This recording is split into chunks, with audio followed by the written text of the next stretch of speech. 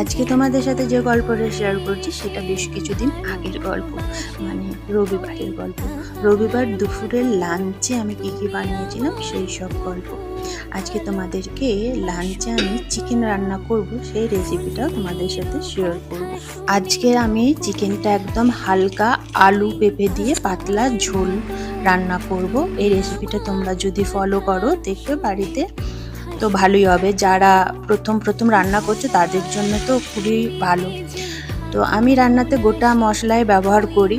তো প্রথমে আমি কড়াইটা গরম করে তার মধ্যে কিছুটা ধনেটা একটু বেশি করে, অল্প একটু জিরে, শুকনো লঙ্কা পরিমাণ মতো, কিছুটা গোলমরিচ, আর গোটা গরম মশলার মধ্যে এলাচ, দারচিনি, লবঙ্গ হালকা গরম কড়াইতে আমি নেড়ে নিয়েছিলাম। তারপরে মিক্সিতে গুঁড়ো করে নিলাম।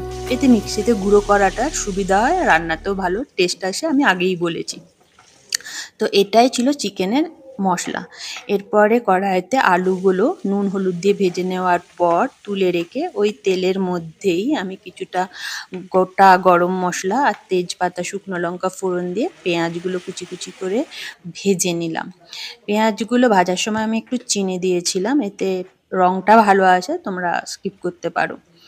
তারপরে আদা রসুনের পেস্ট দিয়ে তার মধ্যে হলুদ গুঁড়ো আর কাশ্মীরি লঙ্কা গুঁড়ো লাল রংটা হওয়ার জন্য দিয়ে কিছুক্ষণ কষানোর পর একটু টমেটো দিয়ে কষিয়ে আগের থেকে ম্যারিনেট করে রাখা চিকেনটা, ম্যারিনেটে কিছুই দিইনি, টক দই, একটু শুকনো লঙ্কার গুঁড়ো, গোলমরিচ গুঁড়ো, হলুদ গুঁড়ো আর একটু লেবুর রস দিয়ে ম্যারিনেট করে রেখেছিলাম। সেই ম্যারিনেট করা চিকেনটা দিয়ে পেঁপে দিয়ে কিছুক্ষণ ঢাকা দিয়ে রান্না করার পর ঢাকাটা খুলে আলুগুলো দিয়ে দেবো, না হলে আলুগুলো সেদ্ধ হবে না, আর খুব আগের থেকে দিলে আবার গলে যাবে, ওই জন্য। তারপরে ভালো করে কষানোর পর আমি যে মশলাটা গুঁড়ো করে রেখেছিলাম সেটা দিয়ে ভালো করে কষাতে হবে। সুন্দর করে কষিয়ে ওপর থেকে তেল ছেড়ে দিলেই গরম জল দিতে হবে। ঠান্ডা জল ব্যবহার করলে রান্নার স্বাদ কিন্তু ভালো হয় না, গরম জল ব্যবহার করাটাই ভালো। তারপরে ওপর থেকে গরম মশলা গুঁড়ো ছড়িয়ে দিয়ে নামিয়ে নিলেই রেডি হয়ে যাবে চিকেনের আলু পেঁপে দিয়ে একদম পাতলা লাল লাল ঝোল।